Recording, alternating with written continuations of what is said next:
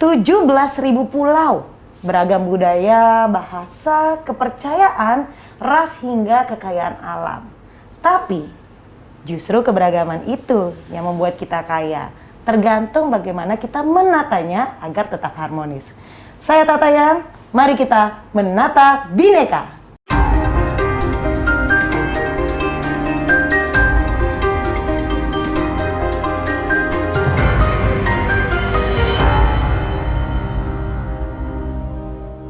Alumni Indonesia, aduh senang sekali deh kita bisa ketemu lagi tentunya di Menata Bhinneka.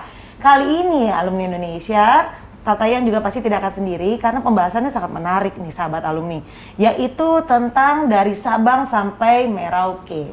Nah, jalan-jalan kita hari ini, terakhir jalan-jalan kapan sahabat alumni? Udah deh, ngaku aja, udah ya? Udah seberang pulau ya? Atau belum sama sekali? Udah mulai stres? Ya udah kita ngobrol aja dulu biar ada stress rilisnya, biar kembali lagi mengingat mungkin terakhir jalan-jalan kemana ya di Indonesia ya. Nah, Tata tidak sendiri. Tata di sini ada narasumber yang sangat luar biasa, yang sangat kekinian dan juga kesinian. Nah, ada Mariska Prudence, hai. Dan juga ada Mas Dodi Johanjaya. Hai. Tak kenal maka Tatayang. Karena itulah namaku Tatayang, ya kan? Nah, sahabat alumni juga pasti ingin tahu nih, mereka berdua tuh dari alumni mana sih? Karena ini kan TV untuk alumni ya, alumni Indonesia. Silakan disapa dulu, Mariska dulu. Aku panggilnya apa nih? Manggilnya Pru aja. Oke, Pru. Halo semuanya, saya Mariska Prudence. Saya alumni dari Fakultas Seni Rupa dan Desain di Institut Teknologi Bandung. Tapi memang akhirnya kerjaannya melenceng ya. Iya, kan nggak jaminan ya ternyata yang lulusan dari mana, Bener. kerjaannya apa. Tapi malah jauh lebih sukses. Aku bangga. Terima kasih loh. Nah, kalau Mas Dodi Johanjaya, Mas Dodi aja panggilnya ya berarti Ya. ya. Mas Dodi, silakan Mas Dodi. Halo, saya Dodi Johanjaya, saya alumni Universitas Indonesia jurusan Arkeologi. Waduh, Keren ya. ada lah, nyambung-nyambung dikit ada lah ya. Ada. Nah, kali ini mereka berdua suka sekali dengan alamnya Indonesia, betul ya? Bro dan Banget. juga Mas Dodi ya. Iya. Tapi lucunya dan uniknya nih sahabat alumni nih, yang satunya lebih ke laut, yang satu lebih ke gunung. Karena hidup itu biasanya selalu pilihan tuh. Kalau ditanya-tanya gitu ya, seandainya kamu mau milih mau jalan-jalan ke pantai atau ke gunung? Jawabannya Bro? Oh, udah pasti laut dong. Tuh, Laut, kan, pantai dan laut ya kan. Kalau Mas Dodi? Kalau saya sebenarnya suka semua. Oh. Iya, all around. Karena dulu saya pernah buat program ya ke semua, naik gunung, Semua terus medan, diving, semua medan. Oh, Main iya. sepeda, naik motor, semua dikerjain yang bisa aktivitas adventure pasti dikerjain. Sudah mulai sejak kapan tuh, Mas Dodi? Kalau saya sudah mulai sejak kecil ya, dari SMP saya udah suka aktivitas di alam. Saya Pasti ikut ada pramuka. triggernya dong ya, Mas Ya. Dodi? Pasti ada triggernya Iya. kayak apa tuh? Kenapa? Pasti ada satu kejadian gitu.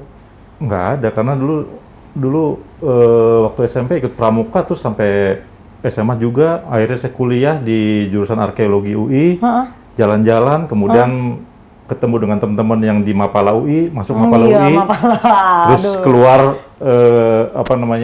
kerja di TV, program-programnya program-program yang Adventure. Iya, Ha. jadi dari kecil sampai sekarang masih suka melakukan aktivitas itu. Berarti alhamdulillah banget ya, kayak sejalur ya, beda Iya. sama si Pro nih. Ya kan, tadi kuliah ambil jurusan Seni rupa. seni rupa, terus tiba-tiba ke adventure gitu kan.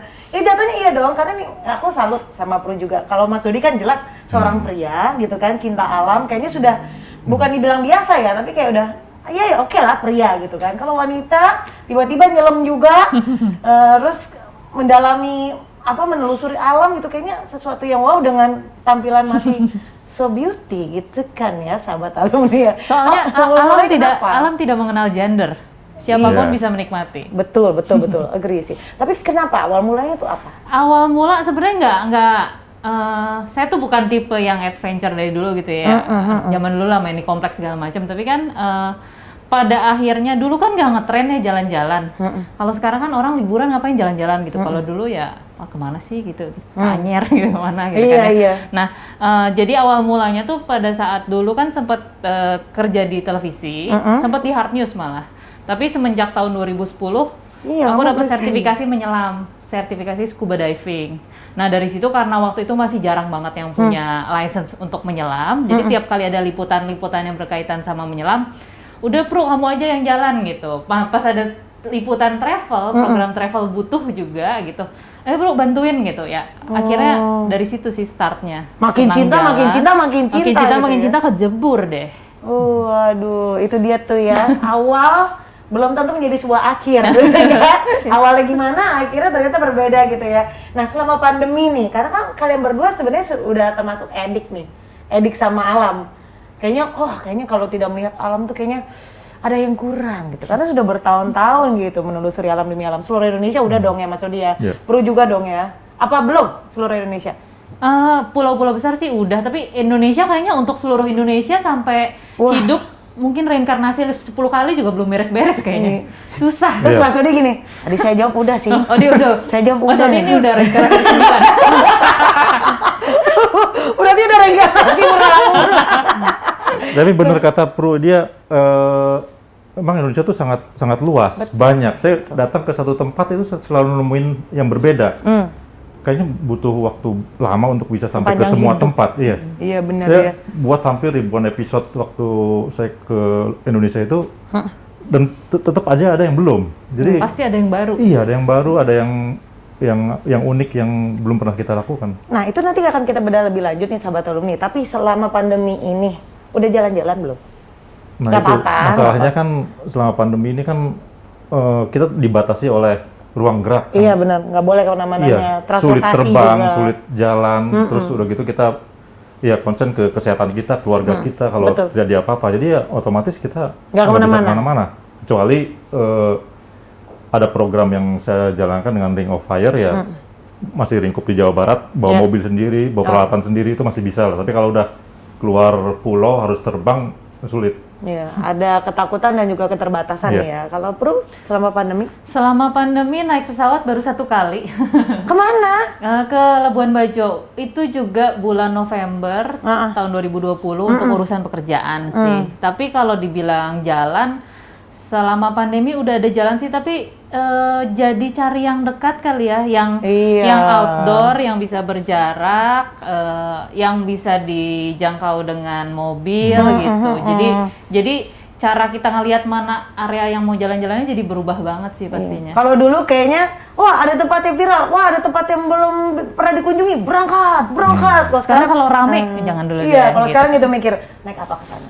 Berapa orang? Di sana rame nggak? Udah mulai banyak perhitungannya.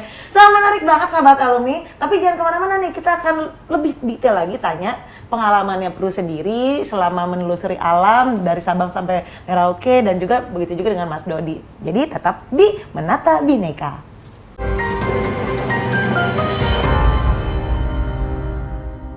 Sahabat alumni, masih bareng sama Pru dan juga Mas Dodi ya kan. Kita masih ngobrolin nih dari Sabang sampai Merauke.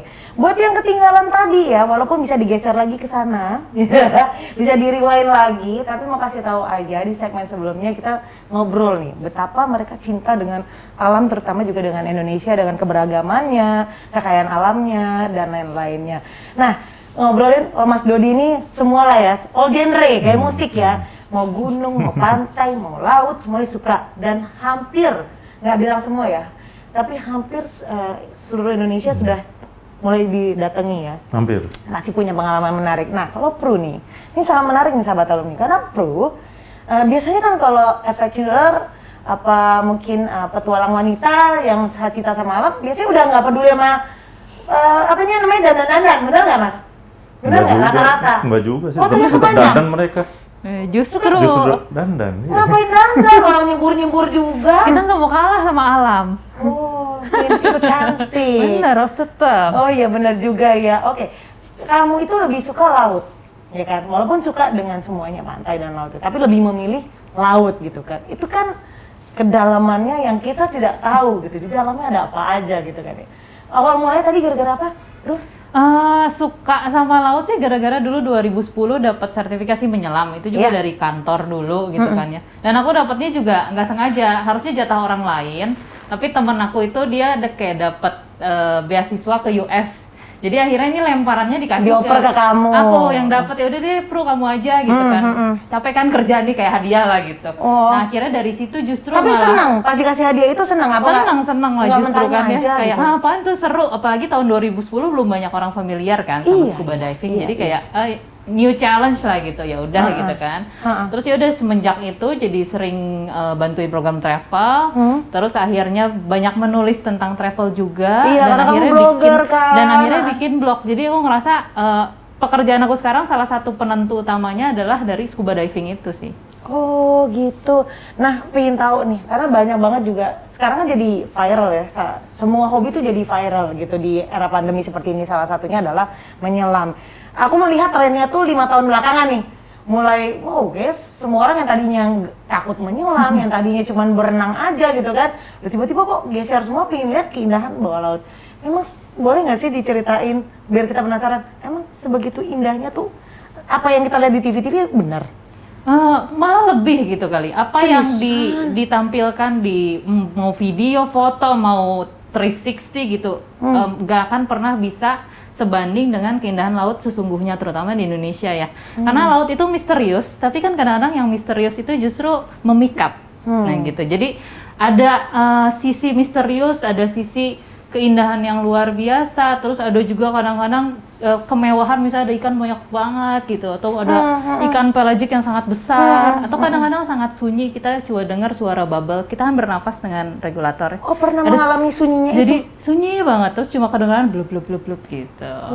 Jadi ada bermacam rasa gitu, sensasi yang kita bisa rasakan semuanya di dalam laut, harus ke kedalaman memang. Oke, laut pertama nih yang diselami oleh kamu tuh apa? Yang pertama ambil license standar ya di Bali. Waktu itu ambil license di Bali. Kalau Mas Dodi bilang, oh ya, aku juga kayaknya.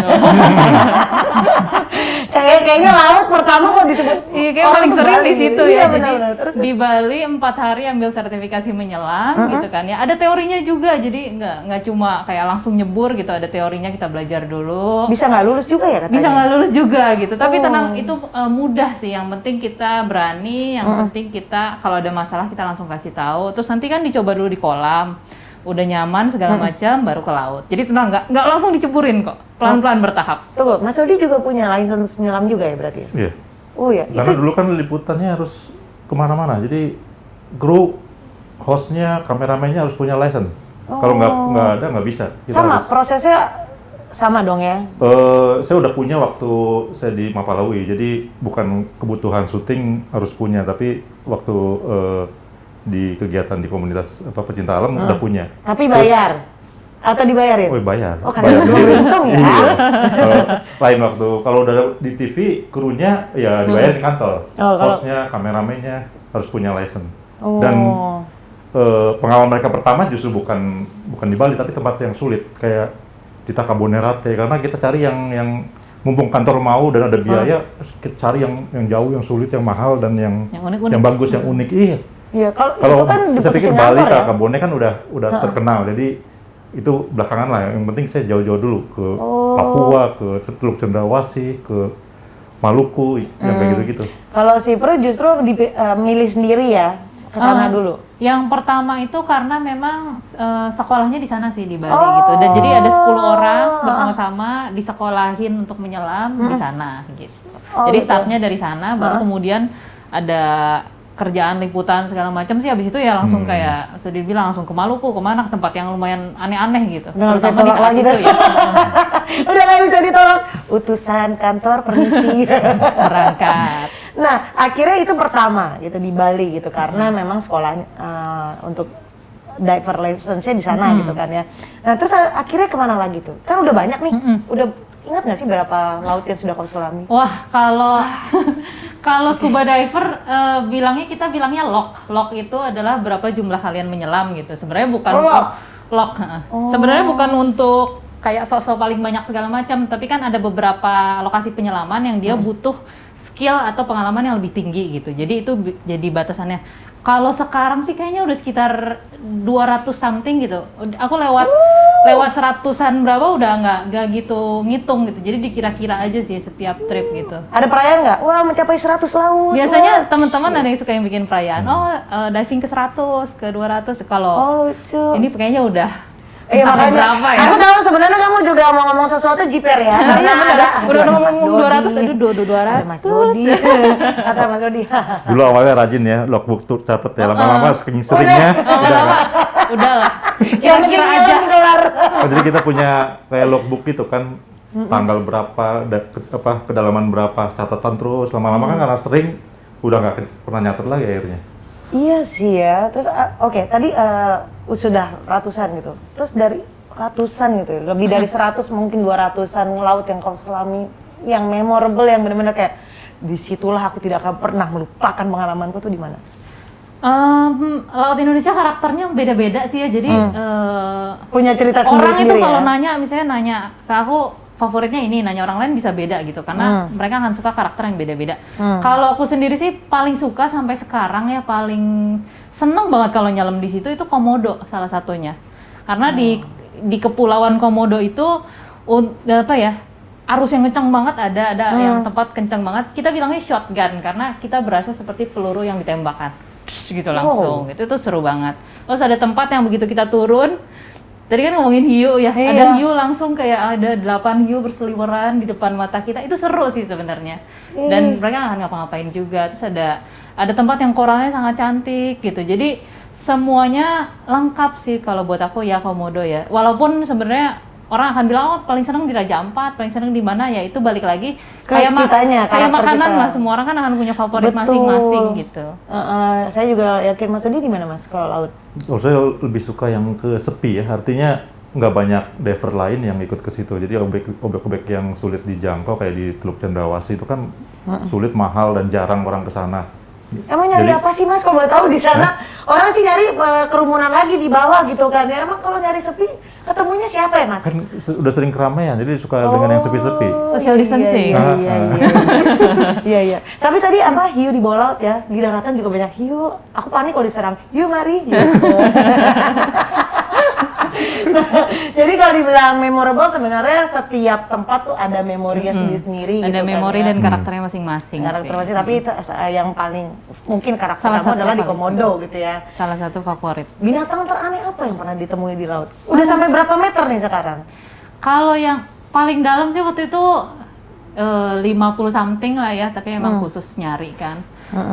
Sebenarnya yang aneh-aneh itu justru yang kecil banget, sulit banget dilihat mata. Kita bilangnya makro kan, karena biasanya di pasir, terus ada satu kayak titik, tapi kita lihat mungkin ingat ini nggak sih kayak di Man in Black. Ada pas dia buka loker, terus ada binatang-binatang aneh yang kecil gitu. Lihat tahu, Itu ada yang mirip loh di laut seperti itu. Tapi gitu. kecil. Seperti alien gitu, memang banyak banget binatang-binatang di Kalau laut. di film Men in Black-nya sendiri ya, kalau misalkan sahabat alumni pernah nonton gitu kan ya, itu kan gede ukurannya gitu. Kalau itu kecil banget. Kecil-kecil banget, ada yang Aduh, namanya ngeri skeleton shrimp. Jadi itu sangat kecil kayak tangkai, terus gerak-gerak gitu kayak Nyerang, lucu nyerang. banget sih. Enggak, dia kecil banget. Sebenarnya kita injak juga ini sih, pokoknya mesti hati-hati kalau di tempat-tempat yang kita nyari binatang yang kecil-kecil. Ada teman-teman yang memang suka banget sama yang gitu, pada saat dilihat emang bentuknya sangat menakjubkan, warnanya juga aneh-aneh. Tapi kalau aku sendiri lebih seneng sama antara koral yang cantik banget atau binatang-binatang laut yang besar sih. Jadi makanya aku ketemu hiu, whale shark aku seneng banget. Ketemu manta ray seneng banget gitu kan. Ketemu treasure shark, ada namanya treasure shark. Jadi Oh, banyak ya jenisnya ya? Dia hiu tapi buntutnya panjang banget. Jadi buntut Kayak pari belakangnya dong? panjang bangetnya di satu sisi aja. Dan yang menarik adalah si buntut panjangnya itu dia kalau dia sedang berburu, buruannya itu ditampar pakai buntutnya. Jadi gitu. Dia kayaknya seringan nonton film Roma, tampar aku Roma. Jangan Ani. Aduh, kan jadi panjang ya. Tapi ngomongin tentang binatang-binatang aneh, memang tuh sebenarnya kan kalau kita nonton ya tentang alam-alam juga, jujur ya ada yang akhirnya jadi suka gitu kan, ada yang malah jadi kayak aku nih, takut gitu jatuhnya. Ternyata setelah pengalaman Bro sendiri tidak semenakutkan itu ya di dalam sana. Dari selama ini jalan sih belajar kalau kita respect, emang kayak klise ya, kita Ya. respect sama alam, alam akan berlaku baik sama kita gitu, itu real sih. Itu kerasa banget ya, Itu Mas Udi kerasa juga banget ngerasain gitu ya? kalau jalan. Jadi ya orang kan suka bilang kalau naik gunung jangan macam-macam gitu kan. Iya, ya. iya. Sebenarnya itu berlaku ke semua tempat sih gitu. Oh. Jadi alam akan selalu punya cara, akan selalu punya siklus, akan selalu punya energi yang besar gitu, dan kita harus sadar kita manusia kan kecil. Betul. Kita respect lah tempat kita berada di situ, dan selama ini sih nggak pernah ada kejadian gimana kalau misalnya cuaca buruk apa ya kita harus tahu diri. Kita nggak bisa nyebrang misalnya naik kapal karena cuaca buruk, ya jangan maksa gitu. Segimanapun kita ngototnya, kita nggak akan bisa melampaui alam gitu. Jadi setuju sih. kita ikutin aja aturannya, misalnya guide-nya ngomong apa kan dia yang paling tahu, kita ikutin aja.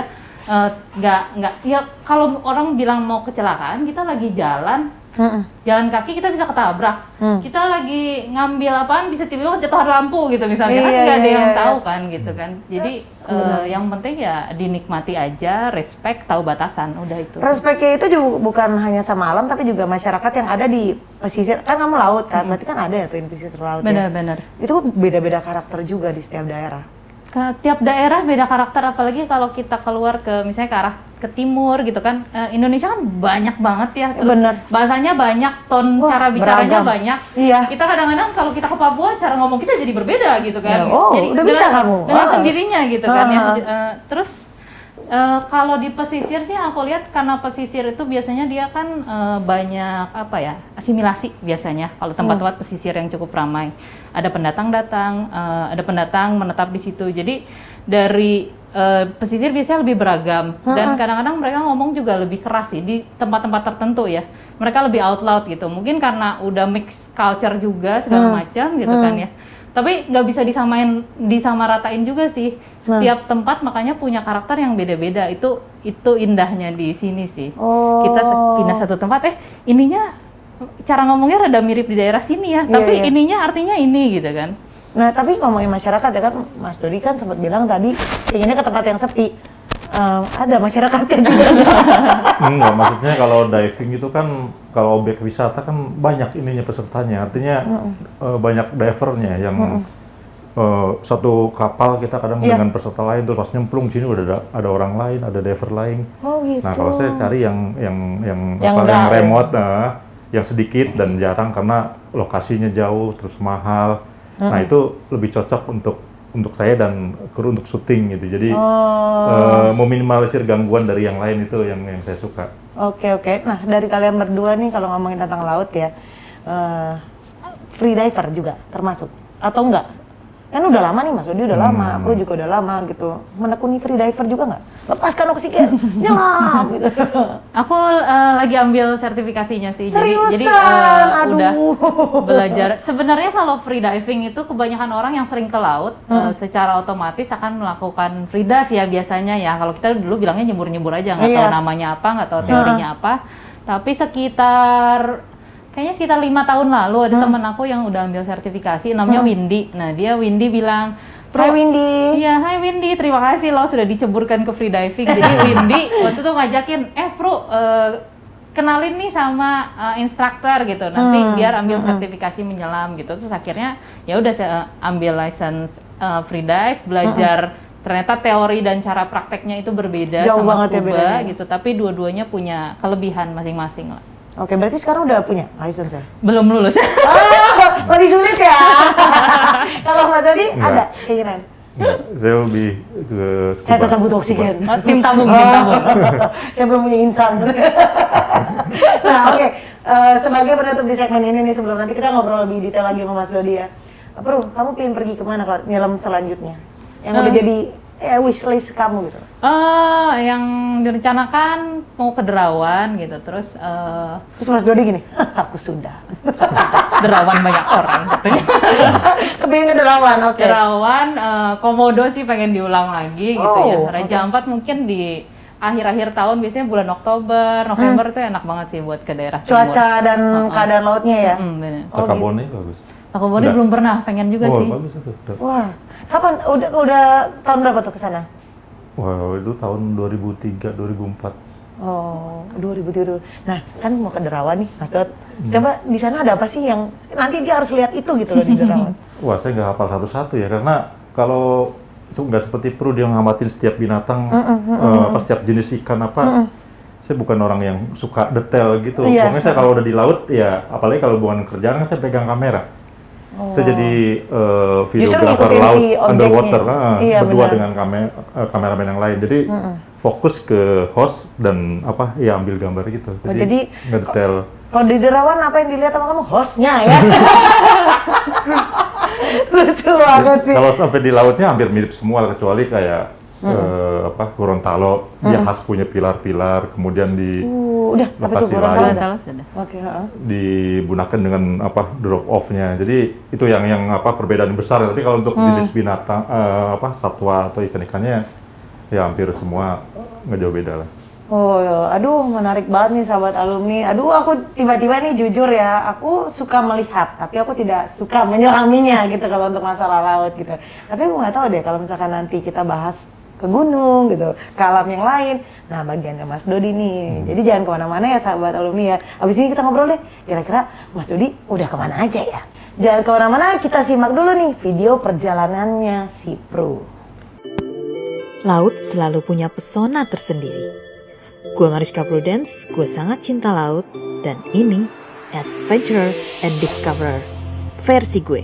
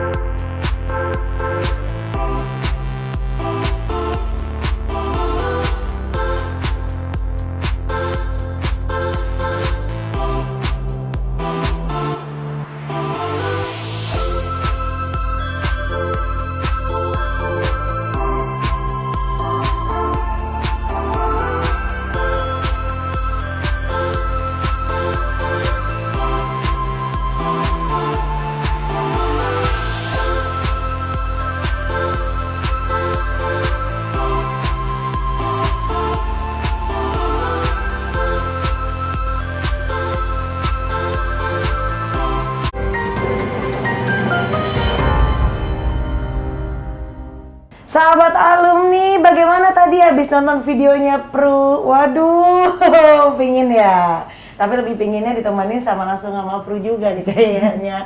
Seru ya pengalamannya ya.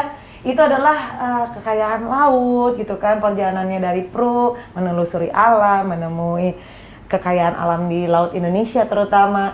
Nah, tadi udah lihat laut, sekarang kita geser ke daratannya. Daratan ada banyak sekali. Indonesia ini terkenal dengan laut, pantai, dan juga pegunungannya. Wah, banyak banget ya. Bagaimana? Sahabat alumni udah pernah pergi ke gunung?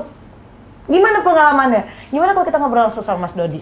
Mas Dodi, kan kalau Mas Dodi bilang tadi, ngomong, saya juga nyelam, saya juga suka laut, tapi lebih banyak mungkin ke gunung ya, Mas Dodi ya berarti ya? Berapa banyak gunung ya? Banyak ya di Indonesia ya? Banyak banget. Udah berapa gunung nih yang didaki sama, dan yang dari yang terendah sampai tertinggi? Saya nggak ingat, nggak punya catatan berapa banyak gunung, tapi hampir semua gunung yang bisa didaki manusia pastinya saya udah pernah. Ada gunung di Indonesia yang nggak boleh didaki ya? Ya ada Gunung Merapi yang kalau Cuma lagi sampai bawah doang dia kondisi meletus kan nggak Iya boleh. bener, lagi kedap-kedut ya, lagi antara mau ngomong tuh gunung atau tidak, bahasanya seperti itu ya. Nah kalau ngomongin tentang gunung, Mas Dodi adalah orang pertama yang tercatat berhasil naik 7 Summits Indonesia. Bener ya Mas ya? Boleh diceritain nggak sih tentang 7 gunung ini gitu lah? Iya, saya suka gunung karena saya lebih suka ke tempat-tempat dingin ya. Oh lebih suka dingin. Tempat dingin suka. Bule kali, Iya, Mas Dodi bule kali. dingin terus nggak tahu, enak aja dingin. Karena kan dengan dingin kita nggak usah mandi juga nggak apa-apa karena dingin kan. Iya. Kayak keluar keringat gitu kan. Kayaknya basically malas mandi ya memang ya. Jadi alasan aja ya kan. Terus gimana tuh Mas Dodi? Iya, soal Seven Summit, jadi di Indonesia itu kan kaya sekali dengan gunung, banyak ya. Indonesia bagian dari Ring of Fire, jadi banyak kali gunung-gunung yang Merapi, gunung-gunung yang Besar masih aktif, dan aktif, besar dan indah dibandingin dengan di luar ya. Dan di gunung kita kan nggak ada salju, mungkin Jaya yang bersalju. Yang lainnya bisa didaki. Kalau di luar kan hanya ada gunung salju yang pendakiannya harus serius kan. Iya. Jadi, Seven Summit Indonesia adalah gunung tertinggi di 7 pulau. Kayak Pulau Jawa itu gunung yang paling tingginya Gunung Semeru misalnya. Ya. Terus di Papua, Cartens piramidnya. Kebetulan waktu itu ada yang menyusun konsep Seven Summit Indonesia. Saya sedaftarkan aja pencapaian saya dengan bukti foto dan semuanya, dan ternyata ya saya yang pertama. Jadi kebetulan belum ada yang lain yang mendaftarkan. Bisa jadi mungkin yang lain udah tapi dia nggak punya bukti, atau juga ada yang juga belum satu lagi misalnya yang Cartens Pyramid atau di Bukit Raya yang walaupun tingginya hanya sekitar 2.200 tapi di Kalimantan gitu yang medannya sulit dijangkau. Wih, tapi hebat loh. Mas Dodi, itu butuh keberanian besar juga loh untuk mendaftarkan diri dulu aja gitu kan. Nah itu dalam kurun waktu berapa lama tuh mendaki semuanya? Ya, saya catatkan dari yang pertama mendaki Semeru misalnya, ya lama sih sebetulnya. Mungkin ada sekitar 12 tahun, sampai yang terakhir Cartens Pyramid misalnya. Tapi rekor itu kan di program Seven Summit Indonesia itu ada banyak rekor. Ada pencapaian pertama, ada cewek yang pertama juga, terus ada yang tercepat, mungkin yang tercepat dalam waktu 3 bulan karena dia kejar terus gunung ini. Oh, staminanya ada ya, banget. Jadi kalau saya kan tuh yang tercatat aja, oh gunung pertama ini, terus sampai yang terakhir ini rentang waktunya berapa lama gitu. Oh, oke. Ada yang rekor sekeluarga, ada yang usia paling muda, ada yang tertua, jadi banyak rekor di program itu. Oh, hebat ya. Ya itu sebenarnya hiburan saya sendiri karena Seven Summit Dunia kan yang 7 puncak di 7 benua itu kan mau kejar itu juga, cuman mentok hanya 4 yang berhasil, yang lainnya enggak, tapi ada hiburan di Indonesia itu ya saya kejar akhirnya sampai. Di antara Seven Summit itu, kamu pernah mendaki salah satunya nggak? Bro? Aku daki gunung dikit sih, Gunung Gede, Rinjani. Nah, Rinjani itu kan yang tertinggi di Nusa Tenggara. Tuh berhasil, Giran sedikit tapi kamu yang tertinggi. Dikit ya, Waduh. summit dikit. Bukan summit dikit. Semeru udah, Semeru. Semeru belum. Belum. Semeru belum, nanti Itu ya. yang di Jawa, di Pulau Jawa paling tinggi Semeru. Ini kayak masih tukeran ngajak-ngajakan Tukeran list ya? ya kan? Nah. Nah, yang satu gini, udah pernah ke laut mana? Ayo sini, ayo ikut aku. Yang satu lagi, udah pernah ke gunung mana? Ayo sini ikut aku. Kalau udah pernah ke mall mana? Ayo ikut aku.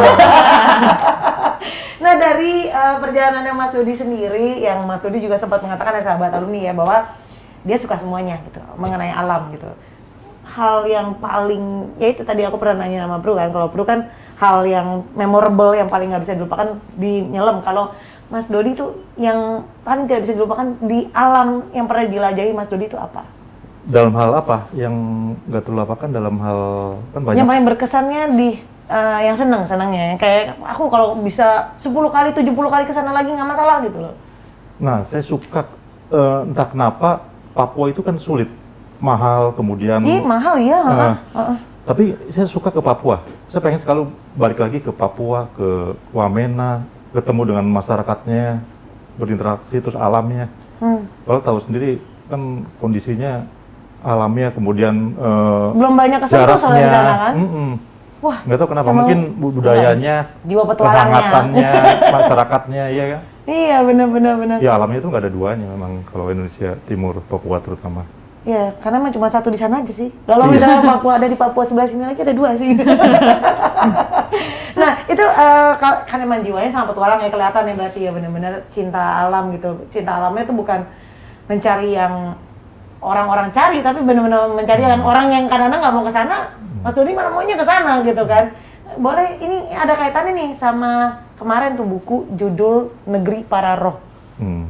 Untuk aku jujur aku belum baca sih, tapi sahabat alumni saya yakin udah banyak nih yang mungkin pernah mendengar atau pernah membaca. Itu petualangannya gimana tuh Mas dengan buku Negeri Para Roh? Karena Nah, ini petualangan yang sebetulnya nggak ingin saya ulangi ya. Wah, ini nih. Dan nggak pernah saya rencanakan. Siapa yang mau merencanakan hilang dan hanyut, Itu terdampar dia. di pulau kan? Itu dia Mas Nggak Dodi. ada kan? Tapi kayak alhamdulillah kita banget Mas ngalamin. Dodi selamat Ya loh. karena ya peluang seperti yang Pru bilang, musibah bisa terjadi di mana aja kan, di alam. Ya untuk meminimalisir kejadian itu kita harus persiapannya kan harus matang kan, mempelajari alamnya, mempersiapkan peralatannya, kondisi fisik kita. Cuman yang namanya alam ya kita nggak tahu, akhirnya walaupun kondisi cuaca cerah dan kita tanya masyarakat oke untuk berlayar, untuk berlongboat, kenyataannya di tengah laut ombak besar. Ini laut terus, nih. Bro nyimak nih langsung. Terus? Bentar. Bro udah baca bukunya? Belum. Oke, ini bagus banget ini sih, Pak. Ya, Tapi jadi- jangan sampai jadi ini ya, jadi trauma antar Mas Dot. Jadi program yang saya buat waktu itu di Asmat ya, udah selesai syuting, hampir 2 minggu. Kita mau balik ke Timika. Perjalanan waktu itu mungkin ada transportasi pesawat. Hanya pesawat tuh waktu itu masih jarang, tahun itu kan susah. Mungkin seminggu sekali atau 2 minggu Oh, sekali. jaraknya sampai seminggu sekali. Iya, saking jarangnya dan antriannya udah banyak. Kalau kita nyela, wah bisa diomel Amuk ke masa. kampung kan. Kemudian pilihan kemudian ada longboat, speedboat dan longboat. Ya, kita pakai Yang longboat. lebih banyak penumpangnya itu ya. Longboat itu ya kita sewa, perjalanan 12 jam kan. Jadi 12 jam, Harus ngitung jam berangkat. iya. Dan itu transportasi reguler mereka hanya memang mahal. Kalau pesawat lebih murah, cuman jarang. Jadi kalau mereka ada banyak ya mereka urunan untuk naik longboat. Jadi 2 jam perjalanan kapal terbalik. Kita berdelapan, 3 kru, 3 kru longboat, 5 ini awak kru TV. 4 selamat, 4 lagi sampai sekarang nggak ketemu. Iya, Salah satunya ya kameramen yang Bagus Dwi itu yang sampai sekarang nggak ketemu dengan 3 awak. Yang 4 ini saya dengan host, kameramen, sama reporter terdampar di pulau kosong. Ya, kita bertahan 5 hari di situ sampai tim SAR nemuin kita. Aduh, 5 hari tuh, aduh sahabat alumni, bayangin nggak sih kita 5 hari aja di rumah ya, udah ada banyak fasilitas aja kayak mau gila. Apalagi yang pulau kosong, itu bener-bener nggak ada apa-apa Mas. Di pulau itu tuh Ada bakau, tanaman bakau ada. Lah, Pepohonan. mau diapain? Ya nggak bisa diapa-apain. Jadi ya kita bertahan makan itu apa? Ikan. Keong. Oh, keong. Kayak keong apa seafood. Kebetulan ada seafood ya mungkin kita dikasih kesempatan hidup, bertahan hidup ya itu yang kita makan tiap hari. Kita bakar pagi, siang, malam itu aja terus. Jadi ditusuk sate kita bakar. Aduh, itu bener-bener. Selama 5 hari itu. Itu support satu sama lain Minum tuh air gimana? hujan. Oh, 2 hari pertama Untung ada air nggak hujan minum. Jadi kita jadi pemulung, muter cari apa yang bisa kita makan, apa yang bisa kita minum. Ada genangan, saya pikir itu air tawar, ternyata payau. Akhirnya yang benar-benar tawar itu yang ada di pohon-pohon.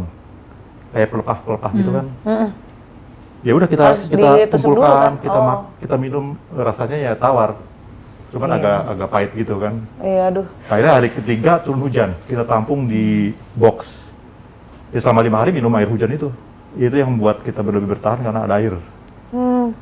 Lebih baik ada air daripada nggak ada makan katanya kan. Gitu ya. Wah, itu tapi justru ya, ini yang menjadi hal hebatnya lagi adalah setelah mengalami kejadian yang hampir semua petualang takutkan gitu. Kamu nggak kapok berpetualang. Itu yang aku kadang sampai sekarang di antara kalian berempat yang selamat gitu, semuanya nggak ada yang kapok berpetualang. Atau cuman Mas Dodi aja? Iya waktu itu nggak lama, kita sempat break kan, 1-2 bulan. Pastilah harus. Hostnya Medina Kamil juga nggak kemana-mana 3 bulan, terus setelah itu Trauma. dia mau jalan lagi kan. Terus trauma laut, dia nggak mau ke laut, takut laut. Tapi lama-lama ya coba berenang di kolam, terus deket ke pantai main air, ya akhirnya udah bisa main ke laut lagi, diving lagi. Udah, diving Udah, lagi sekarang? Akhirnya nggak trauma lah, iya. Wah, hebat sih. Jadi mungkin ada 5 bulan kemudian udah normal lagi, kita kemana-mana lagi. 5 bulan tuh waktu yang singkat loh untuk menghilangkan sebuah traumatik, benar nggak sih? Karena kan itu kan pasti ada yang membekas gitu. Tapi ternyata kalian semua nggak kapok. Nggak kapok. Hebat ya. Apa yang membuat dirimu nggak kapok, Mas Dodi? Ya sebetulnya kalau yang membuat sembuh itu banyak yang nanya ya. Jadi kita nggak usah konseling untuk ngilangin trauma seperti di luar itu kan kita ada kelas kan kumpul. Ada Kumpul terapi karena- sendiri gitu karena ya. budayanya di sana kan sendiri kan. Iya. Orang nggak peduli kan, Iya. dia ngalamin apa, nggak pernah nanya. Kalau di kita kan ketemu orang nanya, Iya. cerita, Ada itu apa? menyembuhkan. Kalau Iya cerita sih. kita cerita itu nyembuhin sebetulnya.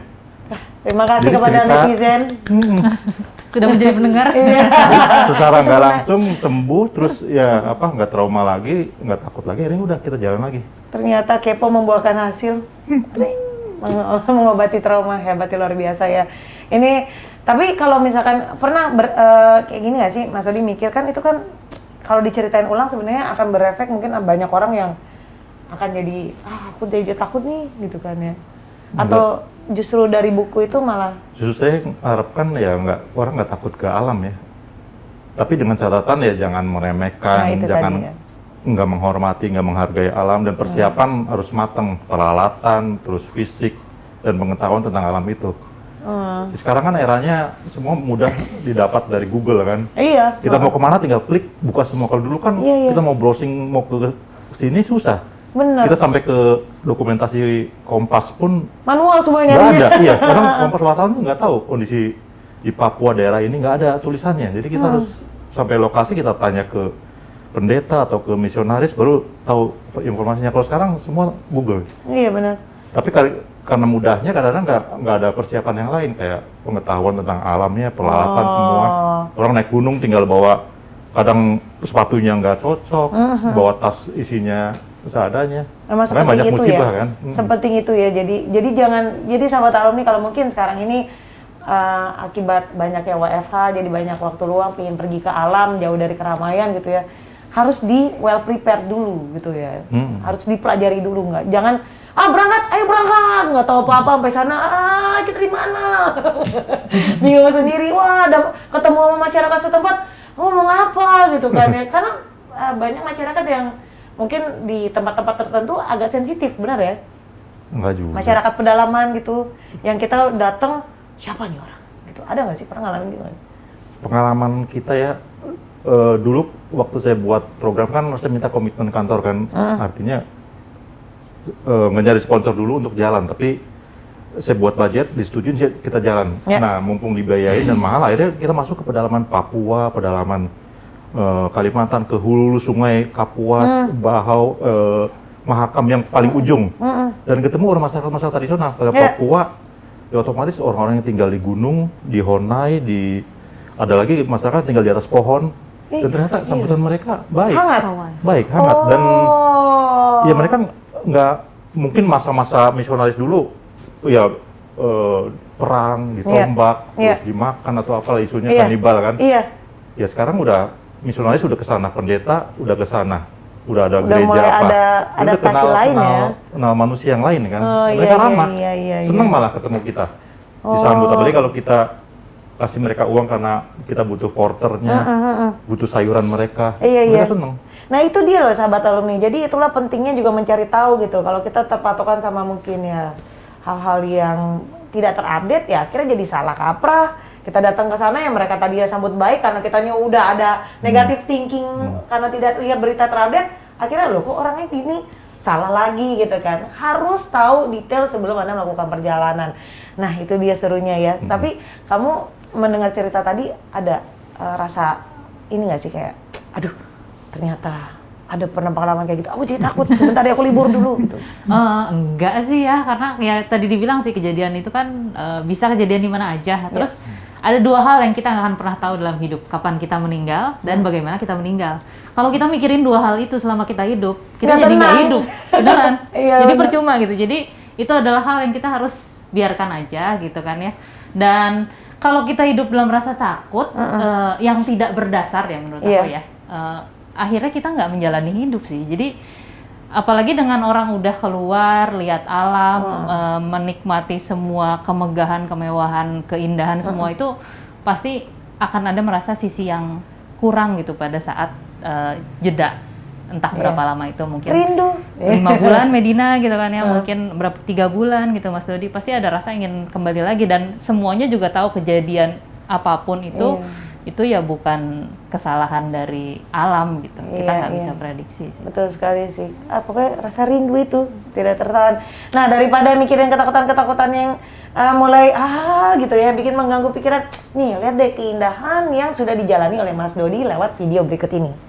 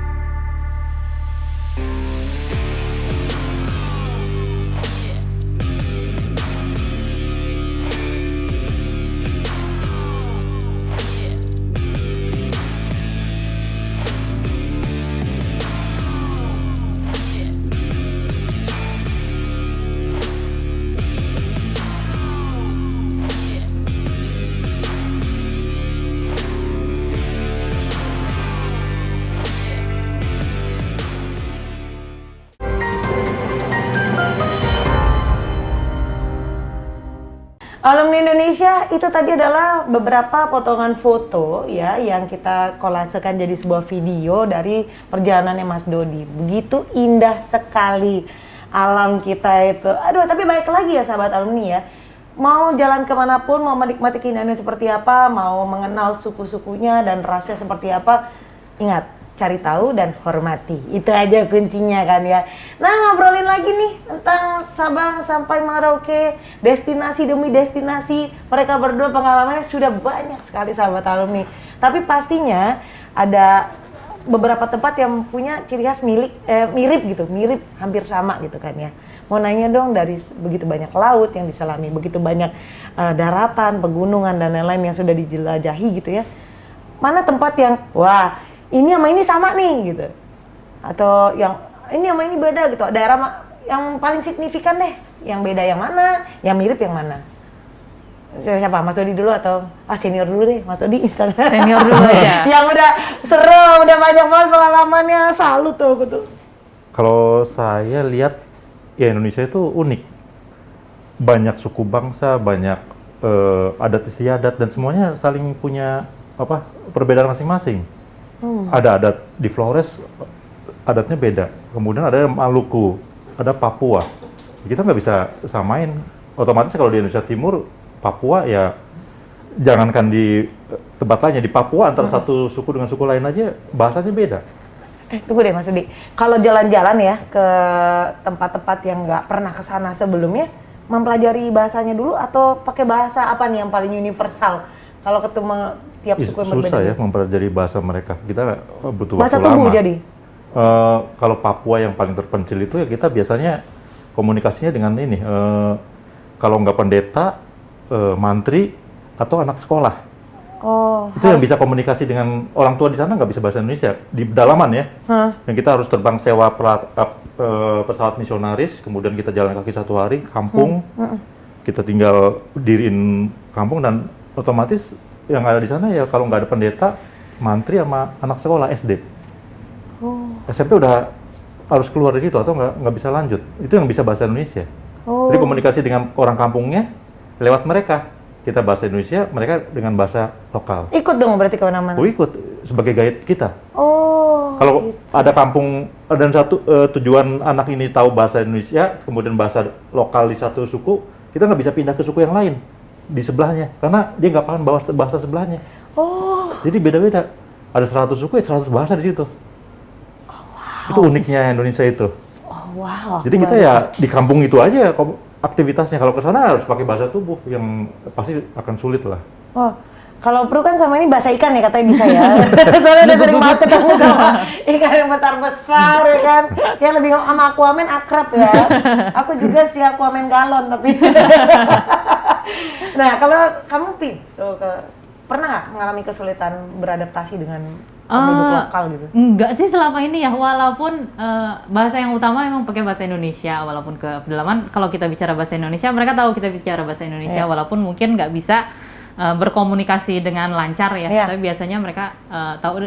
Nomor satu sih kita senyum aja sih udah, biasanya senyum, mereka akan sangat baik gitu, kita sapa, kita senyum gitu kan ya. Jangan kayak aneh, jangan pernah melihat dengan tatapan aneh. Kadang-kadang gitu. kan kita takut, ya kan? Karena sejujurnya sih dari keluar dari jalan ya trip terus banyak keluar ke tempat-tempat yang aneh tuh kita malah ngelihat orang-orang Indonesia tuh pure hearted banget gitu. Kalau kita ngelihatnya dengan kacamata Jakartanya kita, ya kalau di Jakarta kan kita gimana pun kita bertahun-tahun tinggal di kota besar, kita akan build kecurigaan karena akan ada kasus gitu kan. Jakarta keras men gitu. Jadi kita harus punya benteng pertahanan kan. Nah pada saat kita ke luar gitu kan ya, ke pulau-pulau yang unik di Indonesia dengan culture yang beragam, mereka tuh sangat, mungkin karena mereka nggak ada tendensi aneh-aneh gitu ya, apalagi tempat yang belum jadi tempat wisata.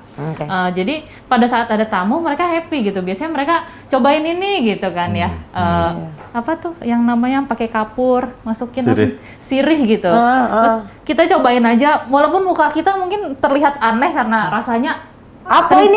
gitu kan, dia keras gitu.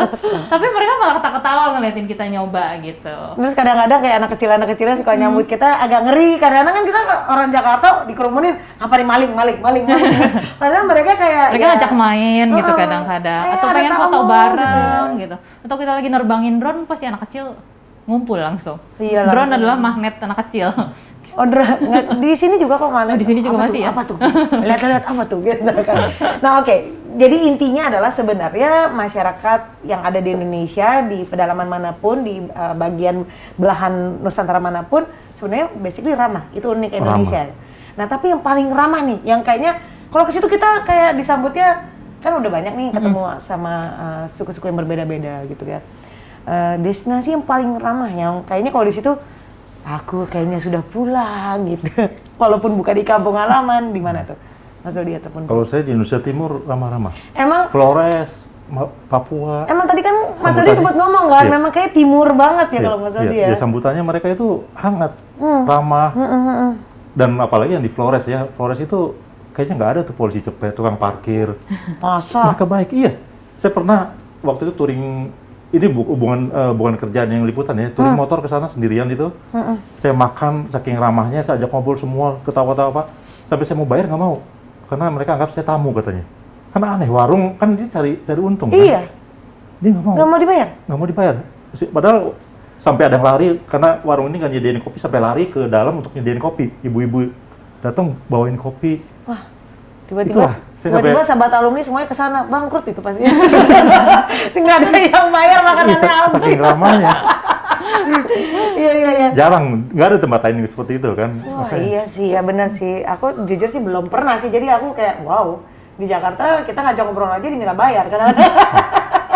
Selain kalau Bayarin makanan dong gitu. di tempat objek wisata ya itu udah komersil kan, apapun akan dinilai dengan uang. Tapi kalau di masyarakat, di tengah-tengah penduduk itu beda tanggapan mereka. Timur jadi ya, Iya. timurnya Indonesia. Kalau Pru, Ya mirip. Sebenarnya sih kalau dibilang ramah ya, asalkan tempat itu belum dikomersialisasi, biasanya mereka masih mereka melihat pendatang adalah ya udah tamu, ada yang tamu datang ke rumahnya kita nih gitu kan ya. Iya. Belum melihat ada keuntungan yang bisa didapat tuh mereka sama sekali nggak lihat gitu di situ gitu kan. Jadi nggak ada tendensi aneh-aneh.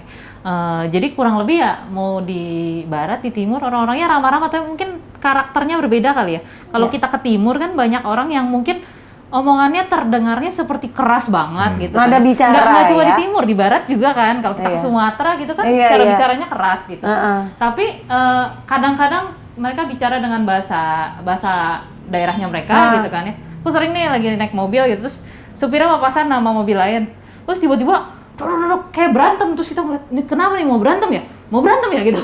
Tiba-tiba habis itu dia ketawa, wah ketawa gitu. Oh, Jadi tuh, ternyata omnya cara ternyata. komunikasi mereka emang keras gitu, Iya, dari memang. tone bahasa Memang, gitu, memang. yang mungkin untuk sebagian dari kita yang mungkin tinggalnya di Jawa Iya. gitu kan, dengan atau agak misalnya kaget. agak kaget gitu, Iya. tapi sebenarnya mereka ramah banget sih, asal kita panggil kakak selamat pagi gitu. Iya. Kalau ini Jadi Kak, bagian mana nih yang menurut kamu paling ramah sepanjang perjalanan? susah, Adventure nggak kamu? bisa di Jadi nggak sih. bisa ya? Karena Oh, gitu. karena so far sih semuanya baik-baik ya, Ramah. selama tempatnya belum komersil itu aja Ya sih. balik lagi, yang mana yang kena di kita itu karakter lagi, bedanya seperti apa ya. Oke, jadi kalau misalkan nih sahabat alumni mau berangkat, mau mencoba berpetualang, selain mempersiapkan secara atributnya gitu ya, apa mental yang harus dipersiapkan paling utama? Untuk Aktivitasnya apa dulu? Kalau mau aktivitas di laut, mau diving ya harus punya license, itu Oke, wajib. Wajib. Oke. Kalau naik gunung, Ada license juga nggak sih Mas Rudi? nggak ada license-nya naik gunung, tapi Fisik yang perlu ya, yang pasti fisik. Hah? Terus yang kedua, kalau dia nggak malas mempelajari atau nggak ada waktu mempelajari gunungnya, cara ke sana, ya ajaklah orang yang tahu, teman kita yang menguasai. Jadi harus ada teman. Jangan sok nekat sendiri Iya. gitu ya. Kalau nggak yakin teman bisa, ya cari guide di sana, guide lokal, Oh. yang tahu rutenya, tahu gunungnya. Jadi jangan jalan sendiri, itu yang bahaya. Itu ya bener sih. Soalnya kalau sampai amit-amit sampai hilang itu loh ya. Susah juga kalau nggak ada apesnya kan kalau di temennya. gunung, yang beberapa kasus itu dia hipotermia kedinginan. Ya, Teman seperjalannya nggak nguasain gimana cara mengatasi Mengatasi. hipotermia. Terus di tengah perjalanan ketemu dengan orang yang sama juga nggak nguasain. Akhirnya kan terus dia meninggal. Lewat. Iya, bener, padahal ya itu kan ampun. ya ada salah satu resiko naik gunung kalau kehujanan, basah, dingin, hipotermia ada caranya untuk bisa mengatasi biar bahaya itu bisa kita atasi gitu. Itu dia sih ya. Nah, kalau dari Pru nih aku pengen nanya, kamu kan seorang wanita ya. Pasti, dan aku dengar katanya kamu malah pernah sendirian. Benar ya? Pernah traveling sendirian nggak sih? Pernah, tapi jarang sih. Aku lebih tipe yang lebih senang jalan sama teman-teman Oke. gitu. Waktu kamu jalan sendirian, apa yang ada di pikiran kamu, Pru? Kamu wanita. Cari apa? Cari apa? Sebenarnya tuh kayak lagi di ITC barusan cari apa? Cari apa lah, gitu ya. Iya, Lihat iya. dulu boleh. Ya, itu pertanyaan datang bener dari Mas Dodi. Emang cari apa kamu sendirian? Mungkin lebih cari pengalaman aja kali ya. Kadang-kadang kan orang, makanya aku kan udah coba jalan sendiri. Oh, ternyata aku lebih senang jalan sama teman-teman gitu. Tapi ada beberapa teman yang emang senang banget jalan sendiri gitu, karena mungkin orang pada saat sendiri kan dia lebih banyak berkomunikasi dengan dirinya sendiri ya. Bukan dalam artian gila itu, tapi orang tuh menemukan point of di mana dia ngerasa dia punya apa ya, gambaran yang besar dengan dia berkomunikasi dengan dirinya, dan lebih terbuka juga untuk berkomunikasi sama orang lain yang dia temui selama perjalanan. Jadi mungkin buat teman-teman yang memang prefernya untuk jalan sendiri, solo traveling, pasti menikmati dari sisi itu ya gitu. Iya. Kira-kira apa tuh yang perlu dipersiapkan kalau jalan sendirian? Kalau jalan sendiri sih yang wanita ya terutama ya. Yang pasti sih harus cari info dulu gitu. Jadi jangan selonong boy langsung jalan go show gitu, karena gimana pun apalagi kan sekarang pandemi ya, banyak hal yang harus dipersiapkan. Jadi lihat dulu destinasinya gitu, terus kita naik apa, transportasinya apa, jalurnya seperti apa gitu kan ya, aman atau enggak gitu untuk seorang perempuan gitu kan. Emang mungkin orang bilang kayak sama aja seharusnya, emang sih, tapi kan tidak dipungkiri ada tempat-tempat tertentu. Misalnya ada negara-negara tertentu yang kita tahu lah, kalau perempuan sendiri datang ke sana, mostly akan ada banyak gangguan. Betul. Gitu kan. Tapi bukan berarti perempuan nggak bisa datang ke sana. Kita mungkin bisa datang ke sana, tapi kita jalannya kita atur jadwal jam kita jalan keluar. Kita jam berapa kita sudah pulang, kita naik transportasinya seperti apa gitu. Jadi hal-hal seperti itu harus lebih dipikirkan pada saat jalan sendiri sih gitu. Tapi paling enak mungkin kalau misalnya pengen nih jalan sendiri, tapi consider macam-macam juga. Mungkin pertama kali ke satu destinasi kita coba jalan sama teman-teman. Kita udah tahu nih kan jalurnya aman atau enggak. Next time jalan sendiri. Baru sendiri nggak apa-apa. Dan gitu kita kan juga lebih nyaman karena kita sudah familiar sama rutenya kan. Nggak mencari-cari dari awal. Nah itu dia tuh ya sahabat alumni, terutama untuk yang wanita-wanita ya. Kadang-kadang wanita kalau lagi stres jalan sendiri nggak ada apapun yang di benak pikirannya. Sampai sana baru lebih stres lagi, bukan lebih lega. Aku ngapain di sini? Bayar apa aku tadi? Lupa, ini jalan-jalan ke mall ya kayaknya. Lupa, karena udah pikirannya sudah kemana-mana, halusinasi tingkat tinggi, bahaya ya. Jadi kurang lebih seperti itu. Waduh, kita ngobrol sih seru banget ya. Ini pasti alam itu adalah sesuatu yang tidak bisa habis kalau dibedah, bener ya. Selalu ada cerita baru yang tadi Mas Dodi sempat sampaikan di segmen pertama tadi ya, sahabat alumni, bahwa kalau ngomongin tentang alam, aduh, kayaknya selalu ada, datang ke tempat yang sama selalu ada cerita baru lagi, ya kan, seperti itu ya kurang lebih ya. Tapi yang akar paling penting adalah sebelum menelusuri lebih lanjut, sebelum mengetahui lebih lanjut, harus cari tahu apa aja yang perlu dipersiapkan. Salah satunya mental juga harus dipersiapkan, karena itulah kemungkinan banyak yang akan terjadi. Bentar ya, salah satu kemungkinannya adalah saya duduk makin ke bawah deh tadi ya. Nah, akan lebih seru lagi kalau tentang alam mereka tahu segalanya, tapi kalau masalah game aku yang lebih tahu. Aku akan bertanya kepada mereka berdua, kepada Pru dan juga Mas Dodi, melalui game quick question. Tapi setelah yang ini jangan kemana-mana, tetap di Menata Bineka.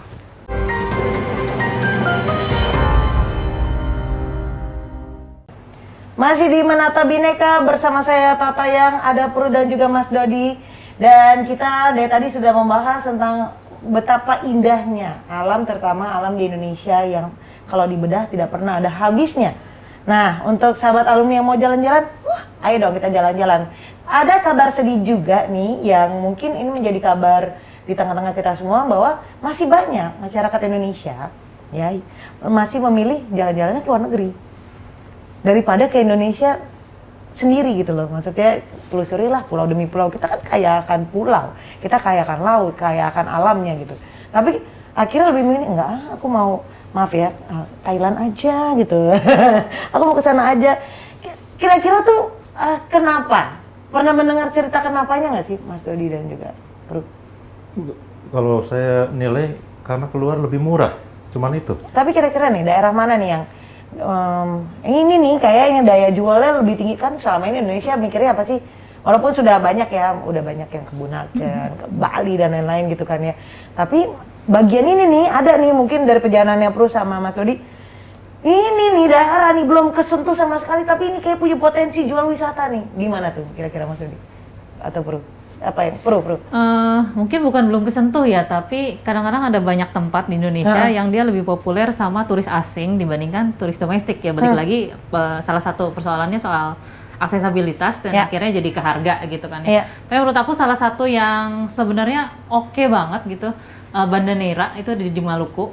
Itu sebenarnya sudah jadi favorit turis asing, banyak yang datang ke sana tapi bisa naik kapal cruise. Jadi mereka tidak menginapnya di Banda, di kapal. Itu sayang sih. Nah, di situ kita mau sejarah ada karena dulu tempat pengasingan Bung Hatta ya dulu di situ kan.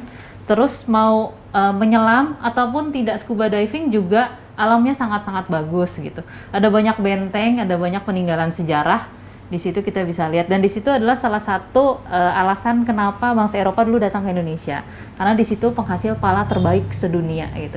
Jadi itu Banda Neira menurut aku kalau untuk dijual sebagai potensi wisata besar banget, alamnya bagus, sejarahnya unik dan menarik, even buat orang-orang yang gak gitu senang sama sejarah, pada saat di sana tuh pasti amazed gitu sama cerita-cerita yang menarik di sana gitu kan.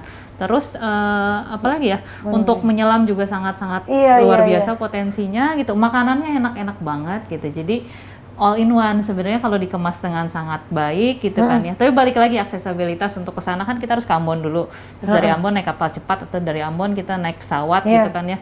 Itu lumayan mungkin buat sebagian orang terasa ribet kali ya. Tapi sebenarnya mungkin kalau bisa dikomunikasikan atau ada jadwal. Sebenarnya kapal di Indonesia tuh cukup banyak. Tapi kita cari info tuh susah. Biasanya gitu. Kita mau misalnya saya mau ke sana cari di web tuh nggak bisa satu pintu gitu. Kalau di luar negeri nih, aku kalau bandingin misalnya di Jepang, kita mau ke salah satu pulau tertentu, itu kita cari informasinya dengan kita tidak familiar sama sekali dengan rutenya tuh sangat mudah gitu. Jadi sebenarnya kalau di sini bisa dijadikan ada satu akses saja untuk kita bisa tahu saya mau ke pulau ini. Ada, nggak perlu memang kalau misalnya memang nggak ada tiap hari nggak apa-apa sih. Ada jadwalnya yang jelas aja sama kapalnya.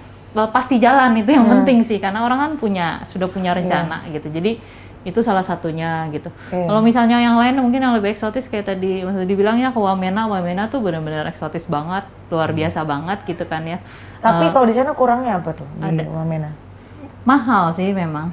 Kalau dari tapi segi dari biaya segi penginapan udah ada semuanya. Penginapan udah ada, udah cukup oke kok penginapannya AC, kamarnya bersih, rapi semuanya gitu kan. Tapi untuk karena biaya. Kalau kita mau menginap misalnya kayak di Honainya juga sudah bisa di tempat rumah di kayak tempat warganya juga udah bisa. Cuma ya memang akses ke sana cukup sulit dan mahal gitu. Balik lagi ke situ sih. Kalau Mas Dodi sependapat tuh dua tempat tadi. Iya, ya Indonesia itu memang ya itulah permasalahan di soal lokasi yang sulit dijangkau, aksesnya mahal. Iya sih bener ya. Sebenarnya banyak ya. Jadi kan kalau orang luar negeri kadang-kadang mikirnya ya sekarang sudah banyak yang terbuka ya, yang sadar sama nature atau alam pasti udah mengunjungi tuh tadi tempat-tempat yang disebutkan. Tapi kan selama ini yang dikenal dari luar Bali lagi gitu kan ya. Ternyata banyak ya. Iya. Dan jangankan tempat yang belum terekspos dan belum dikelola ya. Kadang objek wisata yang menarik yang seharusnya bisa menjual aja belum secara profesional mereka tata dengan baik. Ya, entah itu akses jalannya yang masih nggak bagus, kemudian penginapannya yang nggak ada dan mungkin ada juga ininya apa namanya habit atau kebiasaan masyarakatnya yang terlalu komersil dan mengganggu misalnya. Sampah di mana-mana itu yang kesadaran itu yang kurang. Setuju, jadi objek yang harusnya bagus dan menjual dan banyak pendatang wisata justru jadi rusak dan nggak menarik untuk datangin. Banyak keluhan wisatawan. Ini dia, kita juga butuh bantuan sahabat alumni karena kan sekarang semua sudah dimudahkan dengan adanya sosial media. Berita sekecil apapun bisa menjadi besar karena sosial media. Nah itu tuh tadi tuh tempat-tempat Indonesia. Ayo dong kalau misalkan Anda mengunjungi tempat lain diangkat lagi ke sosial media supaya oh ternyata ini masih kurang nih, pemerintah ngelirik gitu ya, oh ternyata ini masih kurang, oh ternyata jalannya masih jelek, akhirnya disentuh dan menjadi nilai jual lagi untuk lokasi wisata terbaik di Indonesia. Wah keren banget. Lebih keren lagi kalau bisa jawab pertanyaan dari aku, Mas Dodi dan juga Pru. Ini dia nih sahabat alumni, kita tes sedikit ya. Pertanyaannya sih sebenarnya receh, tapi detailnya yang mahal. Baiklah, sudah siap? Ini cepet-cepetan. Ini nggak bilang, Dodi, Pru gitu. Cara jawabnya, Mele itu aja, nggak usah aneh-aneh. Pru, Dodi gitu ya, oke ya? Siap ya? Sangat mudah, cepet-cepetan. Permainannya adalah game QQ, Quick Question. Pertanyaan pertama, siapa yang bisa menyebutkan 3 sarapan di Indonesia? 3 jenis sarapan di Indonesia, ayo. Boleh deh, boleh. Oke, Bro. Oke, apa sarapan Indonesia loh? Indonesia, pempek bisa jadi sarapan loh buat orang Palembang. Oke, pempek. Gudeg bisa jadi sarapan. Gudeg. Oh, berat semua. Terus? Aku sarapannya berat soalnya, mohon maaf ya. Bener. Bener juga. Nggak Yang kelihatan ringan sih. apa ya? Mungkin pernah nyobain, aku nyari yang ringan-ringan susah nih, karena yang kepikiran. Aku kasih tau boleh nggak? Ini ringan banget, bubur ayam. Bubur ayam Pak? Itu makanan orang sakit itu. Makasih ya Mas Dot ya. Iya itu kan di rumah sakit kasih bubur itu. Emang iya sih. Iya, Ada jadi- yang namanya tinutuan makanan apa tuh? di Manado. Apa tuh? Jadi Aku belum kayak- pernah makan jujur. Apa tuh? Kayak bubur tapi ada jagung sama kayak kangkung gitu. Kalau nggak salah kangkung ya. Itu juga bisa jadi sarapan. Namanya bubur apa? Tinutuan. Tinutuan. Aku kira bubur dari Manado. Oh iya, bubur Manado itu ya? Oh itu. Tim kita ada nih, tim dari TV Alumni Indonesia ada yang bilang orang di orang Manado. Bener kan? Nggak salah kan? Tiba-tiba katanya salah gitu. So tahu deh. Oh itu mamaku sering bikin. Tapi pas aku sakit. Tetap yang bubur buat orang sakit.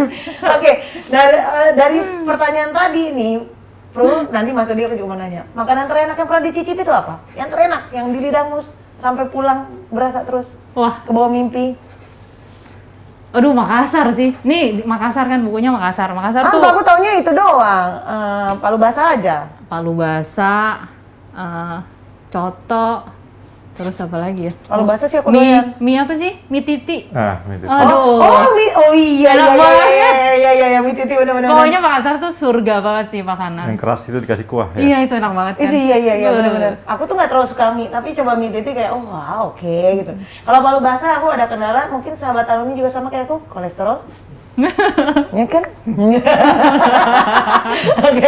Itu ya, makanannya di Makassar justru jatuh cintanya. Kalau Mas Dodi? Makanan laut saya suka ikan-ikanan. Sehat-sehat. Sehat. Dia Apalagi dibakar. Wah, udah itu. Nah, itu enak. pantas Surga. dia tidak terlalu banyak di laut karena dia tahu itu makanan dia semua. Habis itu laut. Pokoknya apapun ya. Kolesterol juga nggak sih? Aku Ya, soal jarang kolesterol, banyak. aku mah Kan nggak kita bisa. jarang makan juga, jarang ke laut juga. Nggak mungkin tiap hari kita makan ikan laut kan. Iya. Jadi selama Udang, cumi, cumai. ya kalau jarang-jarang nggak apa-apa, nggak masalah. Soal tiap hari banyak, porsinya banyak, nah itu nggak disarankan. Tapi kalau jarang-jarang nggak apa-apa. Iya. Wah itu ya, makanan terenak buat Mas Dodi sama Pru. Beda tapi ya itu buat mereka selalu terkenang di mulut. Nah, pertanyaan berikutnya di QQ. Suku pedalaman di Banten apa namanya? Ya. Baduy. Oke, Mas Dodi. Nggak pakai bel tapi ya udahlah ya. Baduy, betul sekali. Pertanyaan berikutnya. Bahasa Inggrisnya. Matahari terbit. Sunrise. Sunrise. Oh, itu bodoh. Matahari terbenam. Sunset. Bahasa Inggrisnya. Sunset. Kok dua-duanya barengan sih? Enggak, sebenarnya pertanyaannya gini sih. Enggak, itu Bukan. masih bukan Sebenarnya pertanyaannya itu. sunset terindah. Oh. Nah, pernah dong, ya kan? Sunset yang paling indah di Indonesia. Senior dulu, senior. Wah, masa di Yang mudah dijangkau pastinya. apa? Bali. Di Asmat. Kita hanya butuh jalan kaki ke pelabuhan. Itu matahari. Emang sebegitu indahnya? Iya. Bulat, besar, tenggelam. Oh ya? Dibandingin kalau di gunung atau di tempat lain kan kita harus naik gunung. Ada effortnya. Oke, itu yang paling indah. Aduh. Yang mudah Ya. dijangkau. Indah soalnya nggak pakai capek ya. Nggak pakai capek. Sore, waktu sore kita ke pelabuhan, lihat sambil matahari terbenam, anak-anak kecil lompat dari dermaga ke laut, Ke laut, mandi. Itu kan indah. Wah. Sesimpel itu ya. Belum lihat yang sunset dari Kemayoran ya? Jangan. Kalau bro, sunset terindah. Mungkin bukan terindah ya, kayak paling salah satu yang dilihat kayak paling dramatis mungkin waktu itu di Jailolo. Jadi Jailolo itu ada di Maluku, kita masuknya itu dari Ternate kita nyebrang kapal sekitar 1 jam, 1 jam setengah kita sampai di Jailolo gitu. Dia ada teluk dan banyak spot untuk melihat, ya namanya pesisir lah ya, banyak tempat untuk melihat sunset. Dan di sana tuh kayaknya hampir selalu sunsetnya dramatis yang benar-benar kayak di film-film nih yang jahatnya mau keluar gitu ya. Tapi dalam artian yang keren gitu. Jadi merah banget gitu kan ya. Terus berganti warna, kemudian dia berganti biasanya dari biasanya warnanya kalem dulu kan kalau sunset. Kalem-kalem terus dia makin turun terus dia makin dramatis gitu. Baru sebelum akhirnya jadi gelap gitu. Ini ada namanya generasi anak senja ya. Anak senja ini selalu mencari sunset. Nah, itu dia tuh. Siapa tahu anak-anaknya sahabat alumni atau salah satu sahabat alumni pecinta sunset tuh. Sudah ada destinasi yang dekat, mudah, dan juga ada yang pakai effort tapi terbayarkan. Mantap. Seperti itu ya. Oke, ini sebagai penutup pertanyaan ya. Alam yang paling menantang dan kira-kira alam mana yang ingin diulang lagi gitu. Ya atau sorry. Kalau diulang lagi tadi udah ada ya yang belum pernah tapi pengen dikunjungi. Yang pertama itu dulu, Bro. yang paling menantang. Saya mikir. Bro. Sebenarnya aku yang belum tercapai dan pengen dan dulu pernah di plan adalah Kartens sih, walaupun emang luar biasa kan yang sana. Di Jayawijaya, di Papua. Itu pegunungan satu-satunya gunung di Indonesia yang ada lapisan esnya, dan lapisan esnya semakin menipis semakin tahun. Memang. Semakin sedikit. Mudah-mudahan sih pengennya sih bisa ke sana sebelum gone gitu itu lapisan esnya ya gitu kan. Tapi ke sana sangat-sangat mahal kalau dengan biaya sendiri gitu kan ya. Dulu sempat merencanakan untuk tayangan televisi gitu kan ya, dan waktu sempat kalkulasi harga, wow bisa jalan-jalan di mana. Kalau kita compare dengan jalan-jalan lainnya tentu itu balik lagi tuh kendalanya ekstrim emang ya. Tapi itu kan memang kalau dibilang wisata minat khusus banget gitu kan ya. Jadi dan akan jadi experience sekali seumur hidup. Jadi ya mungkin nggak dalam waktu dekat, tapi mudah-mudahan kalau secara fisik masih kuat dan secara uangnya juga ada gitu ya. Itu yang butuh doa kenceng dari semuanya. Mudah-mudahan sih one day bisa. Tenang gitu. kan, ini kan panggilan pancingan sponsor. Kalau ada yang mau mensponsori boleh banget loh. Sponsor kan alumni Indonesia juga. Kalau banyak sponsornya, ya oke. Itu kode keras aja sih ya sahabat alumni yang nonton ya, yang bisa mensponsori, tolong buat teman saya ini ya. Kalau Mas Adi Kartens juga biar bisa nge-guiding kru. Biar sponsornya satu aja cukup. Sengaja. Bener kan? Ada udang di balik bakwan. Saya punya usaha operator ke semua gunung, termasuk Kartens Pyramid ke Jayawijaya juga. Cuma memang kendalanya ya mahal. Mahal banget sih. Satu orang tuh bisa puluhan juta ke sana itu. Oh, baik. Dan tapi memang nggak ada waktunya duanya. lama.